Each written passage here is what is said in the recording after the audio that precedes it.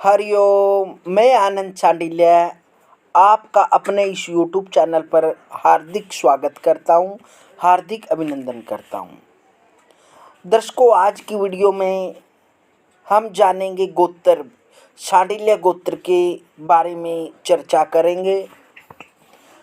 सबसे पहले मैं शांडिल्य गोत्र के विषय में चर्चा करने से पहले सभी ब्राह्मणों को हृदय की गहराइयों से कोटि कोटि वंदन करता हूँ, कोटि कोटि प्रणाम करता हूँ।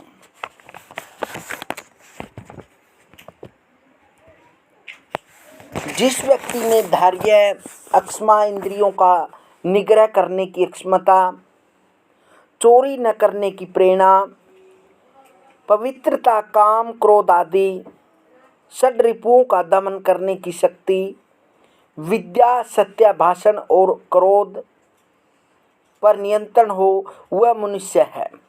और इन लक्षणों से युक्त मनुष्य जिस व्यक्ति को अपना गुरु मान ले, वह ब्राह्मण है। ब्राह्मण कर्म से होता है या जन्म से? प्राचीन काल में यह विवाद शब्द रहा है कि ब्राह्मण जन्म से होता है या कर्म से। जो लोग ब्राह्मण को कर्म से होना मानते हैं, उनके पक्ष में पुराणों का प्रबल प्रमाण, जैसे श्रृंगी ऋषि हिरणी के गर्भ से पैदा हुए थे, कौशिक ऋषि कुश के गुच्छ से, महर्षि वशिष्ठ वैश्य से, गौतम ऋषि शस्की से, वेद व्यास जी कुमारी कन्या से, पाराशर जी चांडाली से, विश्वामित्र अक्षत्राणी से, नारद जी दासी से, मतंग ऋषि हथिनी से पैदा हुए थे। ये ऋषिगण ब्राह्मण और ब्राह्मणी के रजवीर्य से नहीं पैदा हुए थे, किंतु अपनी तपस्या के लोक में महर्षि कहलाए, ब्रह्म ऋषि कहलाए। किंतु विद्वानों का एक प्रबल पक्ष ऐसा भी होता है जो ब्राह्मण होने के लिए ब्राह्मण कुल में जन्म को अनिवार्य मानता है।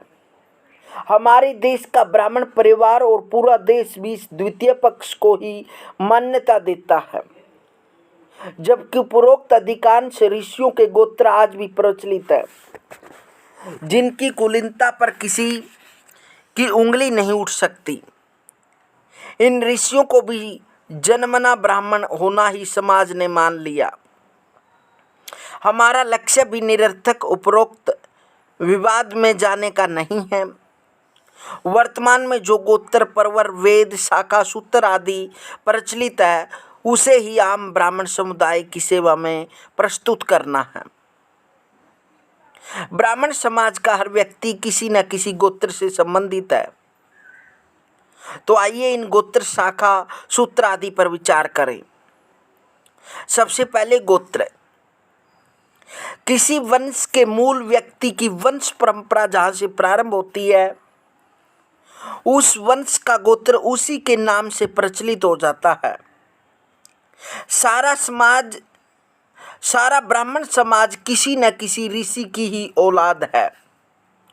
इस प्रकार जो समाज जिस ऋषि से प्रारंभ हुआ है, उसी ऋषि उस समाज का गोत्र कहलाता है। जैसे महर्षि वशिष्ठ से जो वंश परंपरा चली, वे अपना गोत्र वशिष्ठ बतलाते हैं। गोत्र का अर्थ जान लेते हैं। गोत्र का एक दूसरा भी अर्थ होता है। गो कहते हैं गाय को, त्र कहते हैं रक्षा करने को। पहले ऋषियों के आश्रम में गाय होती थी। उनकी रक्षा का पूरा भार उस आश्रम में रहने वाले विद्यार्थियों पर होता था। वे विद्यार्थी जहाँ कहीं भी जाते थे, वहाँ अपने गुरु या आश्रम के प्रमुख ऋषि के गोत्र को बतलाते थे। बाद में उनके वंशधरों में अपने को उसी गोत्र का बताने की परंपरा पड़ गई। परवर। गोत्रों का परवर से घनिष्ठ संबंध है, इसलिए गोत्रों का प्रचलन होने के साथ ही साथ उनका परवर संबंध जोड़ दिया गया। परवर का अर्थ होता है श्रेष्ठ।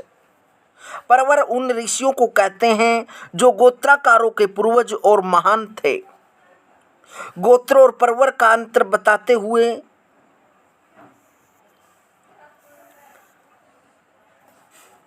गण जिन ऋषि परिवारों को विवाह के संदर्भ में एक इकाई मान लिया गया जिसमें वे विवाह नहीं कर सकते, वे सब एक गण माने जाते हैं। एक गण का व्यक्ति दूसरे गण में ही विवाह करेगा। पक्ष गण का ही विकसित रूप पक्ष है। इसके विस्तार में शाखाएं निर्मित होती हैं। वेद वेद अपौरुषे है। ईश्वर की कृपा से ऋषियों के अंतःकरण में इनकी रचनाएं प्रकट हुई थी। इनकी संख्या 4 है। हर व्यक्ति के लिए चारों वेदों ऋग्वेद, यजुर्वेद, सामवेद और अथर्ववेद का सांगोपांग अध्ययन करना कठिन हो गया, तो गोत्र विशेषों के ऋषियों ने किसी एक वेद के अध्ययन की परंपरा डाली, क्योंकि उस समय लेखन कला का आविष्कार नहीं हुआ था। इसलिए वेद मंत्रों को सुनकर ही पढ़ा या याद रखा जा सकता था। उपवेद, फिर वेदों के बाद उपवेद हुआ। प्रत्येक वेद का एक एक उपवेद भी होता है। ये उपवेद व्यवहारिक है। इनसे मानव की सेवा करने का अवसर मिलता है।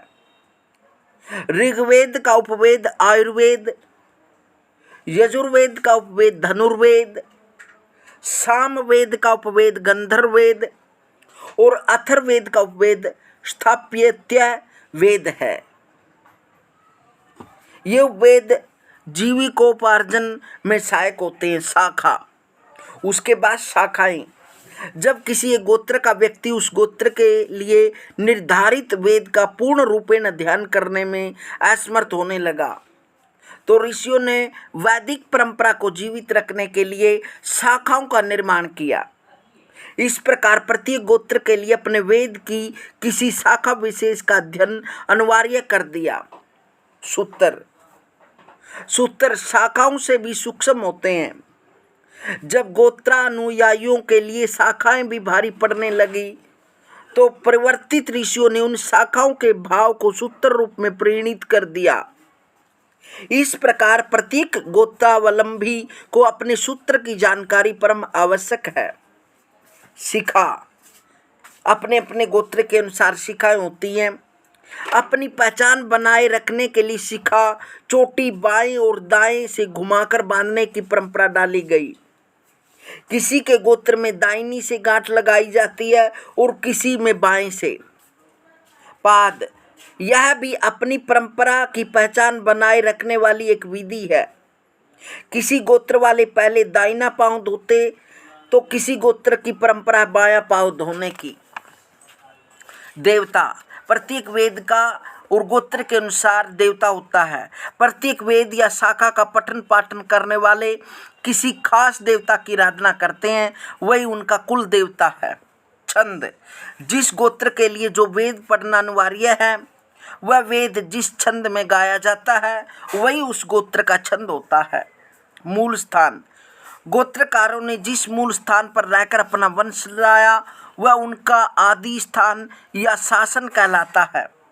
दिशा या द्वार, यज्ञ मंडप में अर्धवसु जिस दिशा में प्रवेश करता है या जिस दिशा में बैठता है वही उस गोत्र वाले की दिशा या द्वार होता है। आस्पद, जिन नामों या स्थान के नाम से जिन वंशों की प्रसिद्धि हुई उसे आस्पद कहा जाता है, जैसे मामखोर के शुक्ल आदि। तो शांडिल्य गोत्र की उत्पत्ति जानते हैं कि कहाँ से शांडिल्य गोत्र की उत्पत्ति हुई। ब्रह्मा जी के पुत्र मरीचि ऋषि, उनके पुत्र कश्यप जी।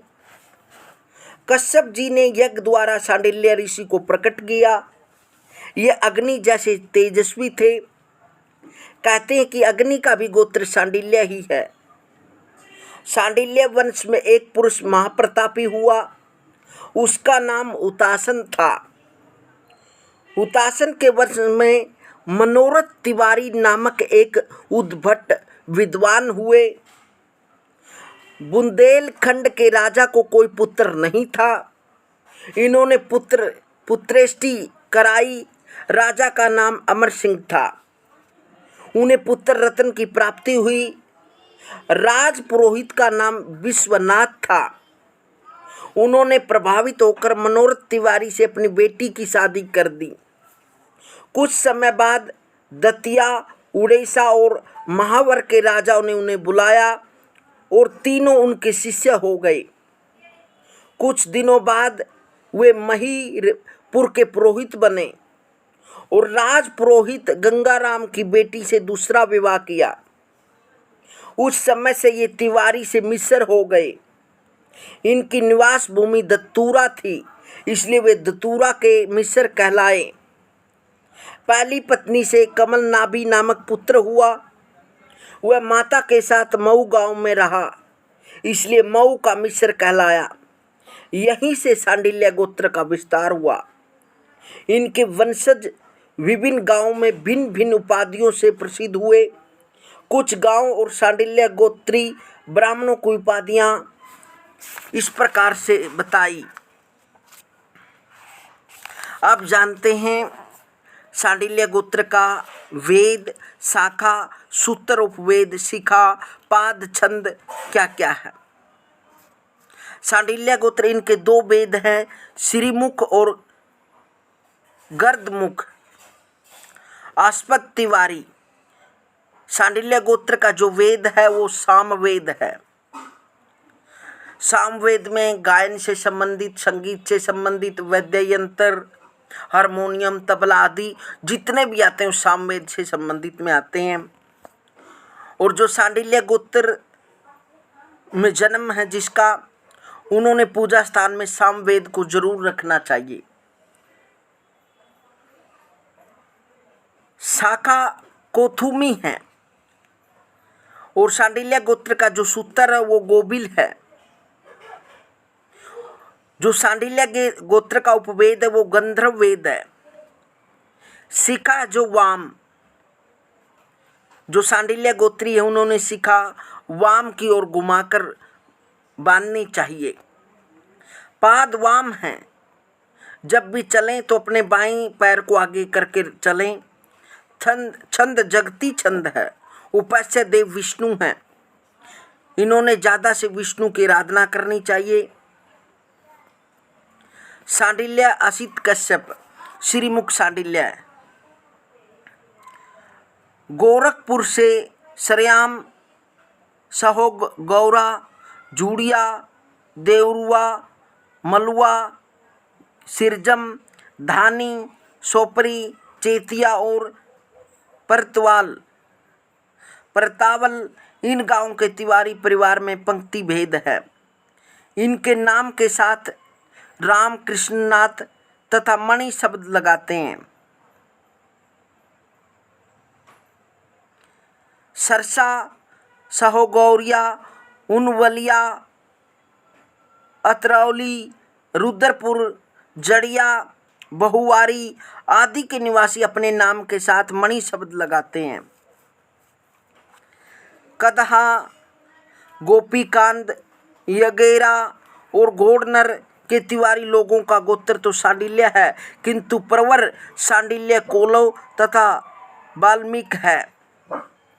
देउरिया, खोरभा, गनौरा, निवास, नकोजा, बूडियावारी, धतूरा, पाला, सेमरी, चौरा, गुरौली, हथिया, महाराज के तिवारी लोग का प्रवर सांडिल्य, असित एवं कश्य है। इस प्रकार से सांडिल्य गोत्र की उत्पत्ति हुई और सांडिल्य गोत्र का ये वेद है, ये शाखा है। आस्पद तिवारी है, वेद सामवेद है, शाखा कोथुमी है, सूत्र गोबिल है, उपवेद गंधर्व है, शिखा वाम है, पाद वाम है, छंद जगती है, उपास्य देव विष्णु है। इस प्रकार से सांडिल्य गोत्र की उत्पत्ति हुई। हरिओम हरिओम।